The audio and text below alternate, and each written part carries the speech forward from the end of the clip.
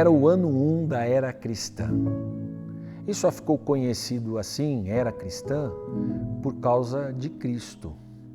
Foi somente no século VIII que os estudiosos perceberam e passaram a compreender que havia um marco na história da humanidade que não passaria desapercebido, não seria esquecido, não poderia se calar as vozes daqueles que viram e testemunharam a respeito de Jesus. Eu estou falando dos apóstolos. E nem tampouco daqueles que creram na mensagem dos apóstolos e passaram a anunciar com veemência e fé.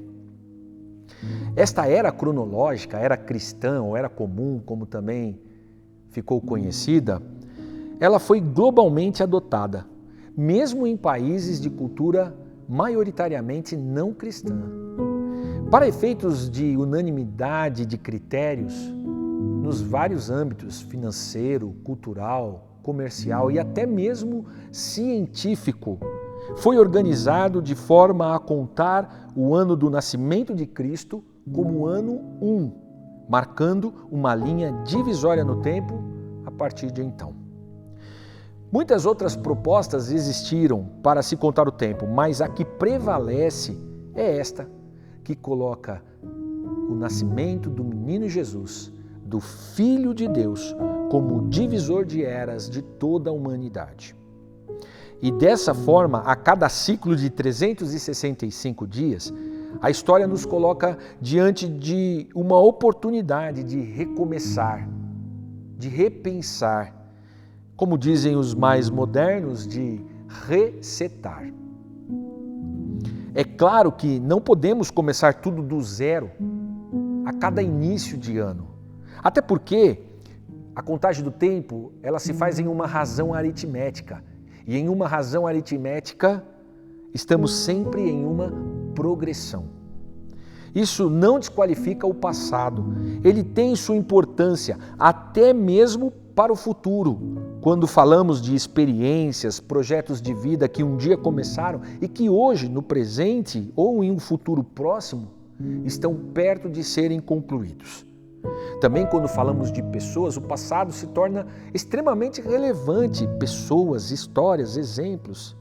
Pois é a partir da interação humana que nós melhoramos, que nós crescemos. E já que o passado está presente no presente e no futuro, essa redundância ela é muito interessante, porque ela nos faz pensar no passado, dentro do presente e do futuro, e nos ensina que resetar ou recomeçar nunca será esquecer ou abandonar. Antes, pelo contrário, recomeçar, resetar, será sempre reorganizar, repensar, concluir, finalizar. E o que é muito importante, resetar ou recomeçar a vida sempre será continuar. E aqui está o ponto importante do que eu quero falar com você. Uma das características que temos nos ensinamentos bíblicos é sobre a questão da perseverança. E perseverar é continuar com força. Perseverar é continuar mesmo diante das dificuldades.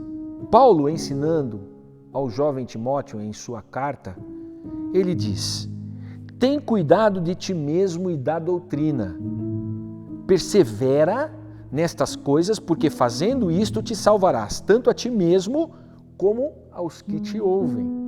Quando Paulo fala sobre cuidado de ti mesmo, ele está falando de disciplina, ele está falando de ter equilíbrio, de ser coerente, de buscar uma condição na qual você possa se manter firme nos propósitos, nos objetivos e sonhos que estão adiante de você.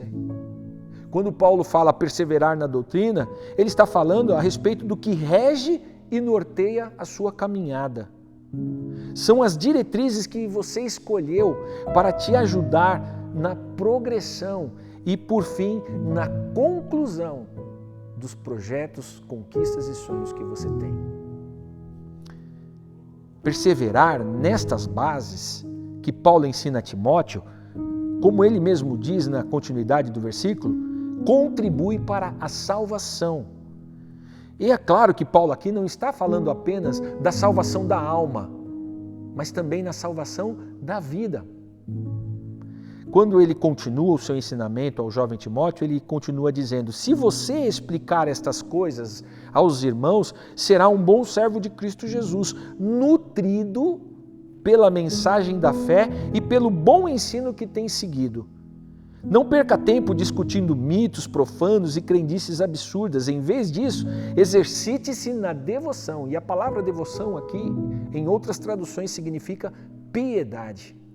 E ele diz ainda mais: o exercício físico tem algum valor, mas exercitar-se na devoção, ou seja, na piedade, é muito melhor, pois promete benefícios não apenas nesta vida, mas também na vida futura. Você percebe que Paulo, ao falar da pouca relevância do exercício físico, ele não está desqualificando o cuidado que devemos ter com o corpo ou com a nossa saúde. Mas ele está usando como base a sociedade que ele tinha ali naquele tempo, no seu momento. Era uma sociedade que endeusava o seu próprio corpo, que tinha valores equivocados. Portanto, era uma sociedade promíscua, corrompida, uma sociedade egoísta e que não conseguia construir nada no que diz respeito a valores humanos que consideram o próximo como algo realmente valoroso.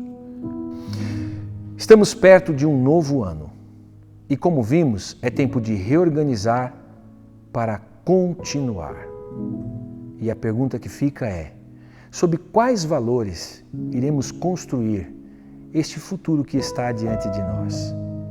Somos a geração da pandemia. Não podemos esquecer que vivemos algo que nenhuma outra geração viveu. E fez ressaltar aos nossos olhos a falta, a ausência de valores que realmente nos fizessem enxergar a Deus e ao nosso próximo como valores realmente expressivos em nossa vida. Neste Natal, que você possa compreender que a mensagem que precisa prevalecer em nosso coração neste tempo é a de que precisamos olhar constantemente ao nosso redor, a vida do nosso próximo e considerá-la como importante, pois isto é o que Paulo ensinou a Timóteo e o que Jesus ensinou a nós. É a partir desses ensinamentos que podemos olhar para o futuro com esperança. Mas ao olharmos para o futuro, precisamos considerar quais são os valores que estamos escolhendo para construir esta caminhada. Jesus, que é o nosso Natal, veio justamente nos trazer essa mensagem, desses valores importantes para construirmos uma sociedade cada vez mais justa, digna e igualitária, que honra a Deus. Que neste Natal possa florescer em seu coração esses valores tão preciosos que nos foram ensinados pelo nosso Mestre Jesus. Dessa forma, com certeza, nós poderemos dizer que teremos um Feliz Natal e um próspero e abençoado Ano Novo. Deus abençoe você.